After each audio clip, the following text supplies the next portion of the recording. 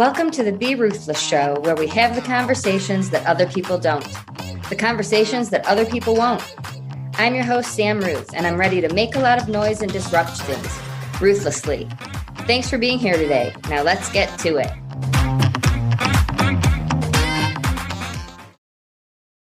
Welcome back to the Be Ruthless Show. I'm your host, Sam Ruth, and what a week, everyone. Oh my goodness. I was driving on Monday and Tuesday with my top down. I had the seat warmers on and earmuffs because if my ears get cold, it will trigger a migraine. Anyone else have that, by the way? I would love to hear that. Monday, I walked the girls with no ear covers, anything over my ears, and it really did trigger a migraine by the time I got home. That's completely a side note, but I am curious if that is something unique to me. And now here we are, and it is snowing and 20 degrees, typical Colorado weather, and we will be back in the 50s. And the snow will melt in no time. That's how winter has been everywhere. People are having crazy weather, and that's the least of it, everyone. My goodness. I'm truly, truly impacted when there's a mass shooting anywhere. But when it is in my hometown of Michigan, when it is in a school, a college campus, where I have friends and family with kids there, it impacts me in a different way. But I want to point out that no matter where you are, whether you know people or not, this triggers things. I have been getting calls, questions, and please reach out, anyone, no matter where you are. This affects everyone. And I want to point out that too often we see a huge flurry, a large influx of emotional support all over the world on social media, from everyone, for what feels like 5 minutes, and then people go back to life as it was. And for the people who are on campus, for their families, for the staff and faculty, for the first responders, life will never go back to normal as it was. And that's what I want to talk about today. For someone who was ever a victim of any type of mass shooting, for people who have post-traumatic stress unrelated to a shooting, I want to point out I have never been involved in any type of shooting situation. I've never witnessed a gun go off, and I am still deeply impacted and triggered, whatever word you want to use. So people all over the world who have been victims of trauma of any kind have visceral reactions to other traumas, whether they've been part of something similar or not. So to everyone who has shown their support Monday evening and yesterday, and now you've kind of gone back to posting about Valentine's Day and your kids and life, please remember that there are people who will not return to life as it was.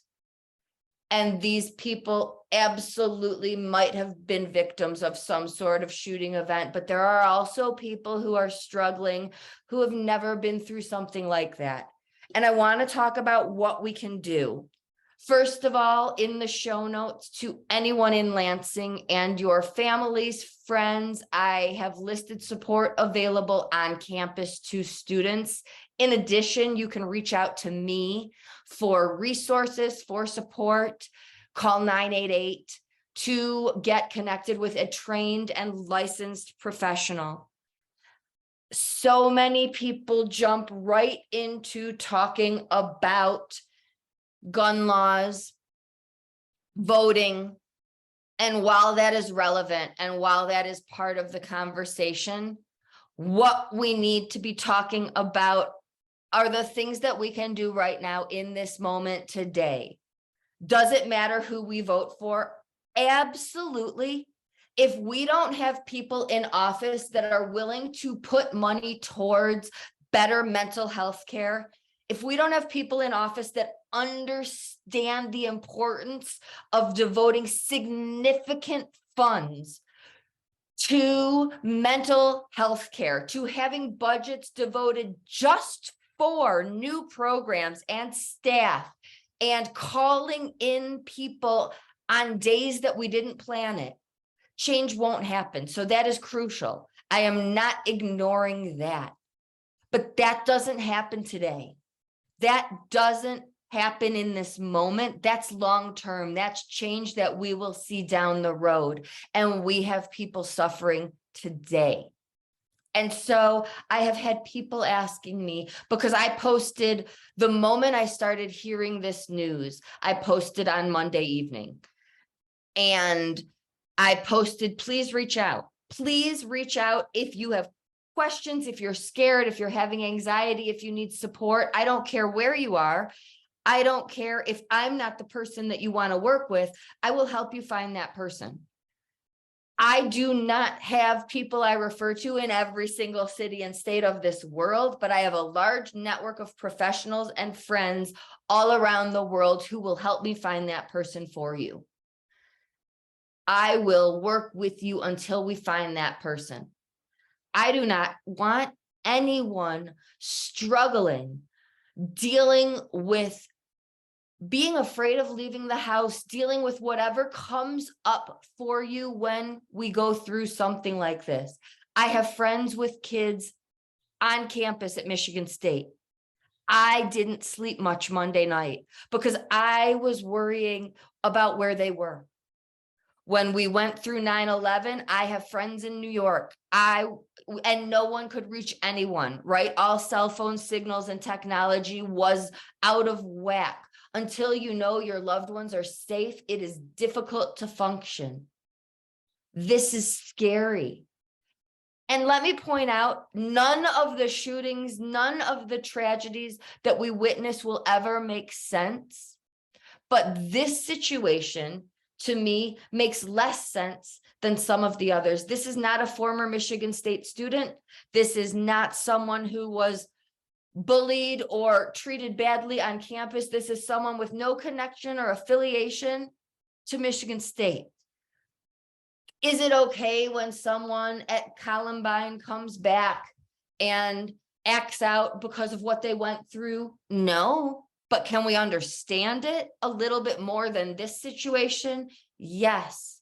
People in this world go through things that we might not understand, but we will certainly never understand it if they stay silent and keep their pain inside and don't talk about the fact that they're hurting. And I'm not saying that that makes it okay. But we see bullying of all different kinds every single day. And I'm not going to get off track and talk about the bullying that I witnessed all day long on Monday towards Rihanna for her performance and her body image, being pregnant. We see it in so many forms. Dak Prescott got booed, receiving the Walter Payton Man of the Year award by Eagles fans on national television. We see it all the time and people do nothing.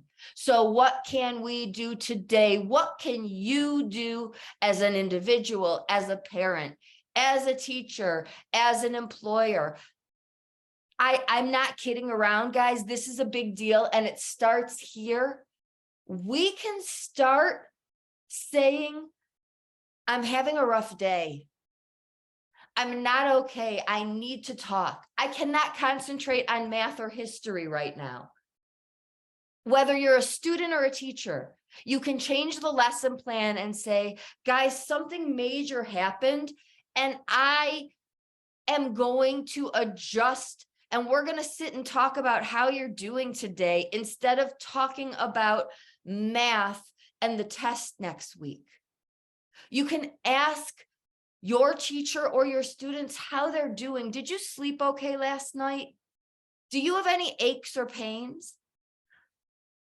As children, young adults, we might not know what's wrong. I have had anxiety my entire life.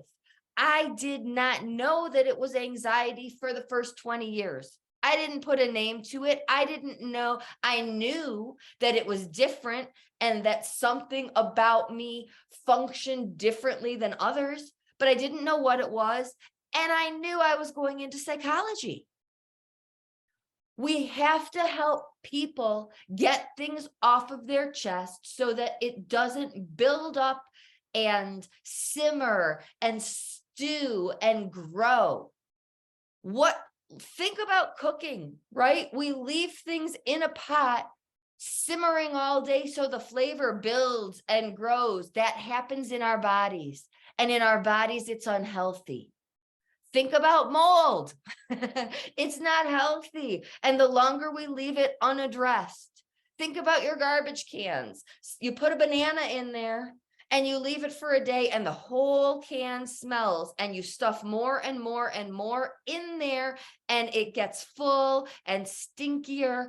That is what we do in this world when we stuff things on top, we bury it, and we try to get back out there and live life and act like that banana isn't in there stinking everything up.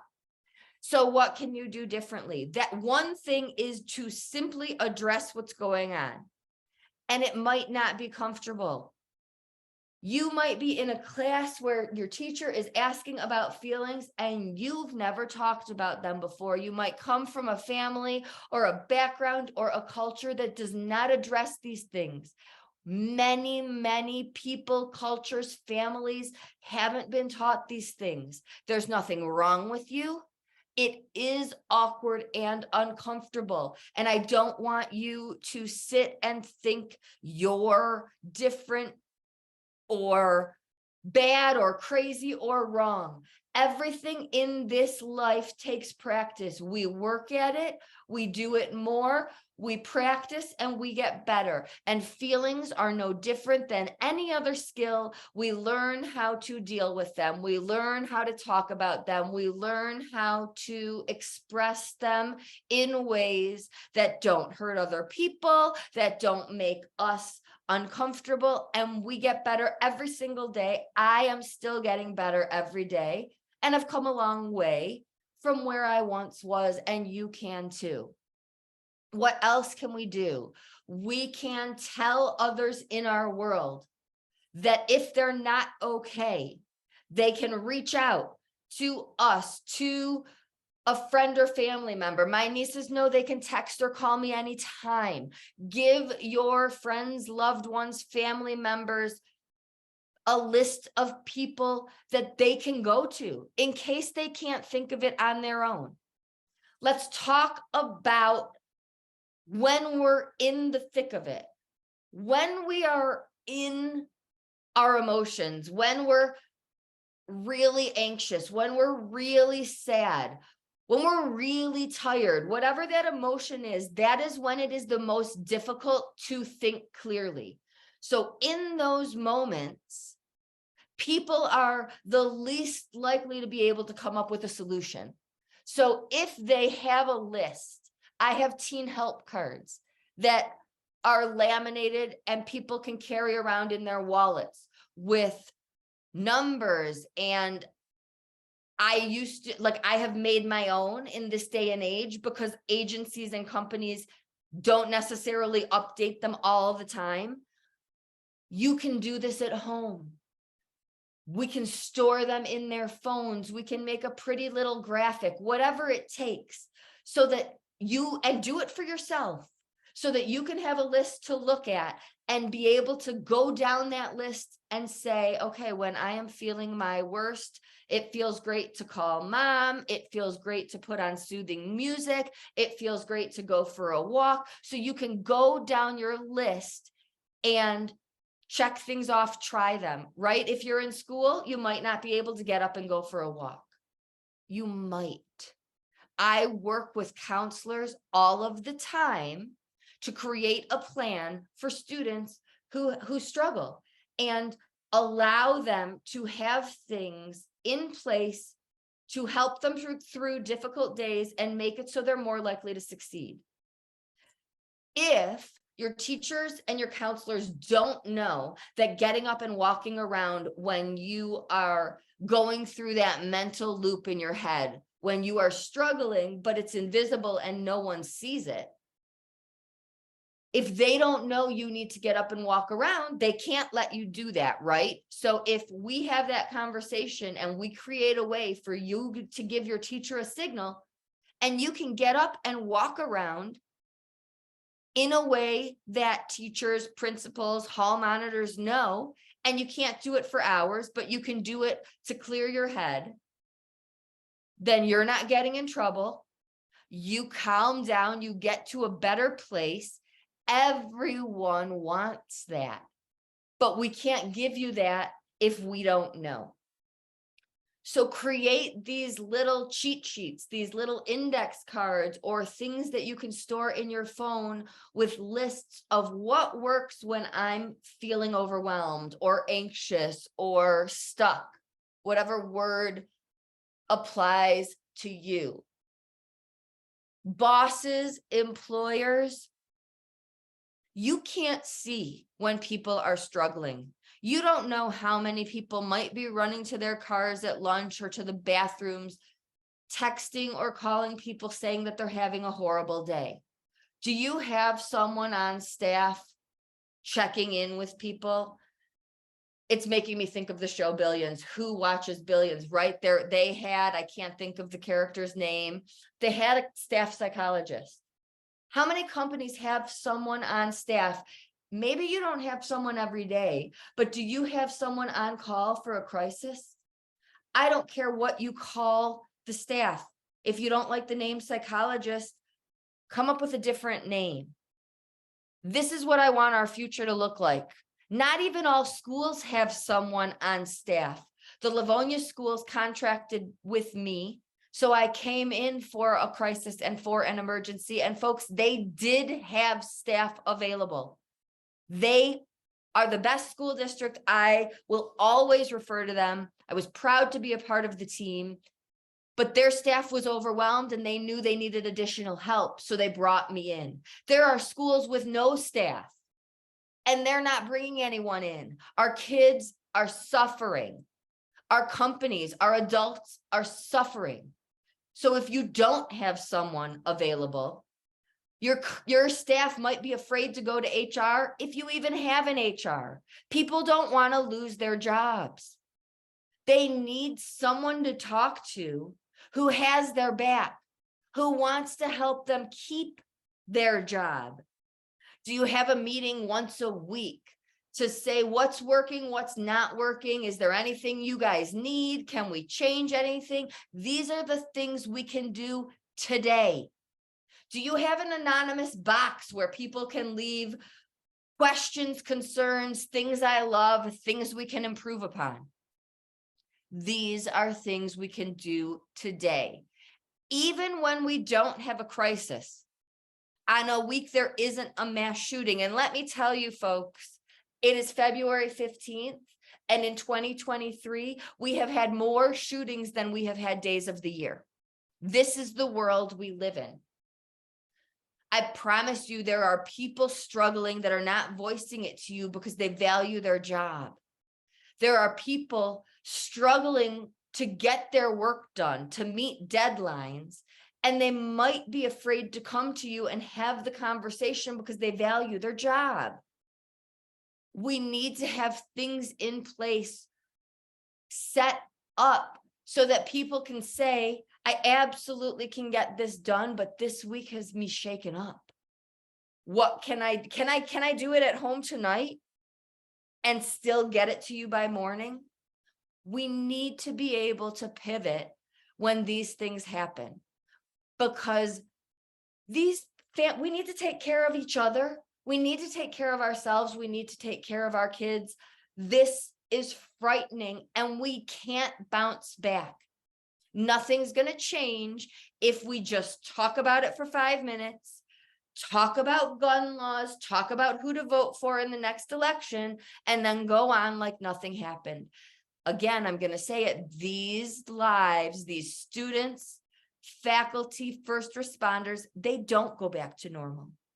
And I'm going to point out again that people all over the world who were not physically a part of this tragedy were triggered because of a tragedy they've been a part of in the past, and it might not have been a shooting. This is the world of trauma and PTSD and tragedy, and we don't talk enough about it, and we need to normalize it, and we need to devote time, whether that's days, weeks. Lesson plans don't matter right now. Making sure people are okay. There are people that will be afraid to go back to school, to campus. Once they're back on campus, there are going to be people afraid to go to class. There will be people afraid to go to that cafeteria. There are going to be people who hear cars backfiring that will be afraid. And we need to say, okay, this event is behind us, but these people are still struggling, and we need to be able to stop what's going on and take care of them in these moments, because trauma does not discriminate. It affects all races, all ages, all classes, and it doesn't care about your lesson plan. It doesn't care about your bottom line. It doesn't care about your deadlines and your goals. It cares about your people. Do you care about your people? Let's be the people and the companies of the future. Let's be the change. I have a client whose boss is amazing, who checks in on her and who knows she's going through something awful and allows her to come in late, to leave early, to do her work at 3 a.m. if she needs to. Be that boss.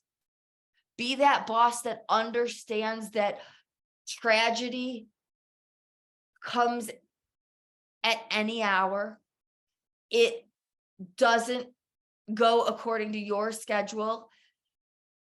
You might be fine and moving along smoothly for a few days or weeks, and then out of nowhere, it shows up again. It doesn't have a plan. We cannot say it looks like this, and it's different for everyone. So what can we do today? We can talk about it. We can be there for each other. We can adjust. We have to adjust. We have to get out of the planners and the lesson plans. And if you guys know me and have been a part of my journey and my show, you know I lived by my planner. My life was a planner. I've learned to pause. I've learned to slow down and make adjustments. And let me tell you, the best things happen to me in those adjustments. When I slow down, I have ideas. I have Grief Hab, the Be Ruthless Show. This wouldn't be here if I stuck to my planner. So listen to each other. Listen to your bodies. Listen to the world.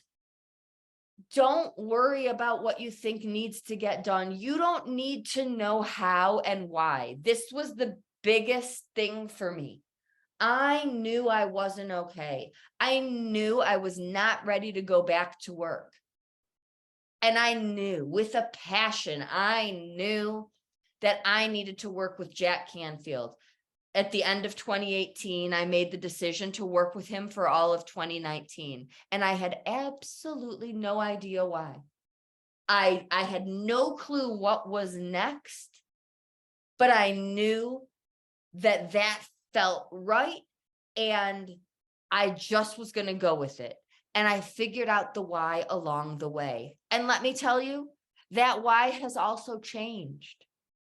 If you asked me a few years ago where I would be and what I would be doing, that answer would be different than what it is now.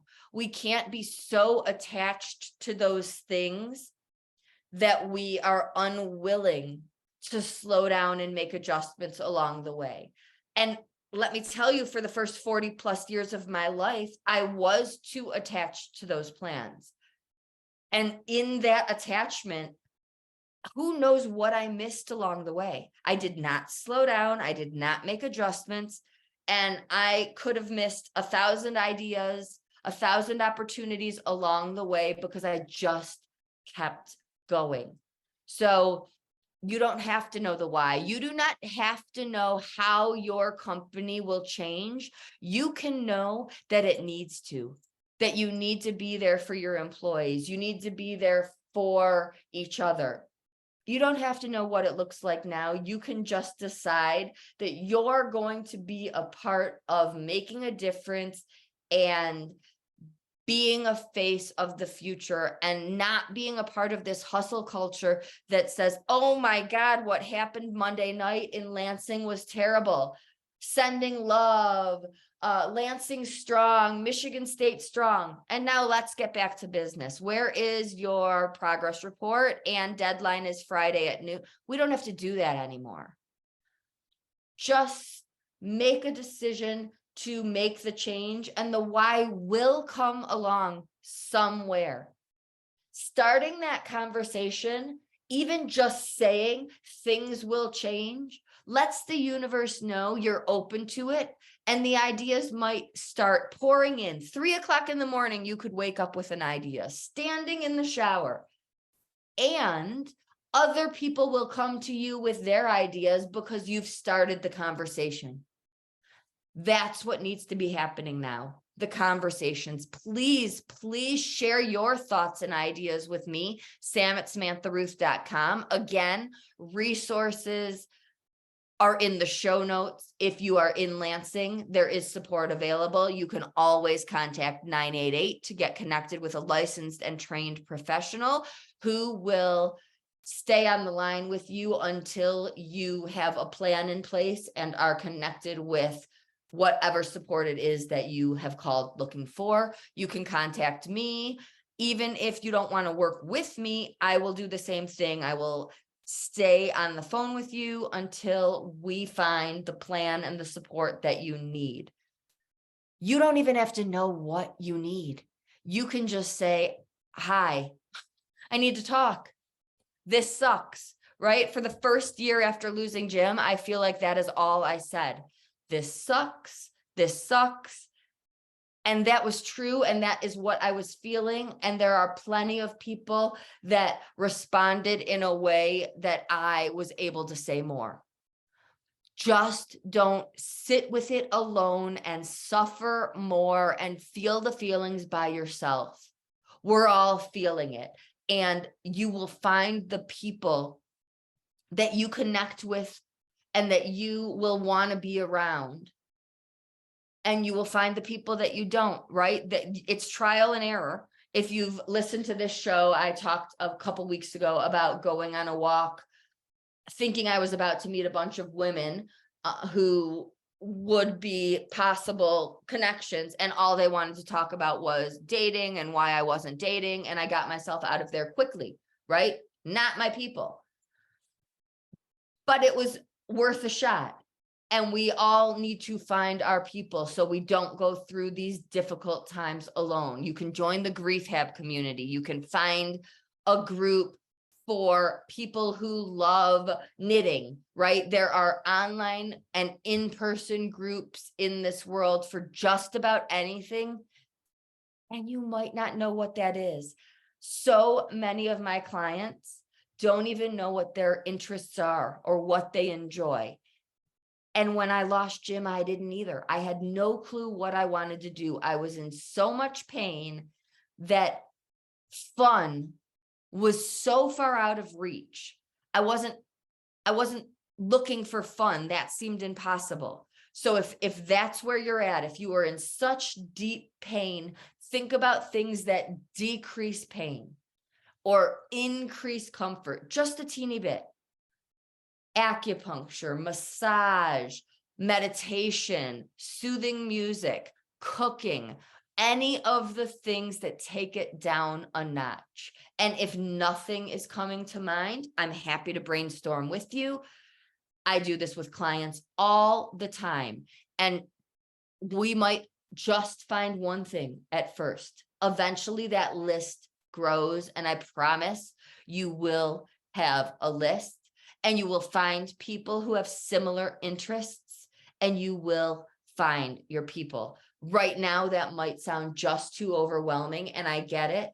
All I want you to think about is not going through it alone, and one person that you're willing to say, this is tough. And that can be me, it can be a stranger, it can be 988, it can be your best friend, and you do not have to spill your guts. To any and everyone in Michigan, in the Lansing area, it was less than a year ago that you went through a shooting in Oxford. My heart is with you, sending so much love and support. If you need resources, if you need someone to come in and speak virtually or in person, please reach out. To anyone suffering, anyone dealing with the flashbacks, the post-traumatic stress, please reach out. You are not alone. I know many people in these moments feel like you're crazy and like you've come so far and this takes you back 1,000 steps. And I promise I feel that with you. You're not alone. You're not crazy.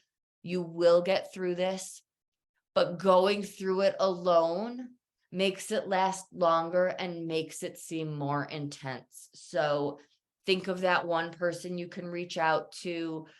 Find that comfort, whether it's snuggling in your blankets and watching Netflix for the day, or finding your friends and getting a hug. It's different for all of us, but we do need self-care right now, and we need to be aware of what we're feeling. And I truly, yesterday was exhausted. Monday night was a lot.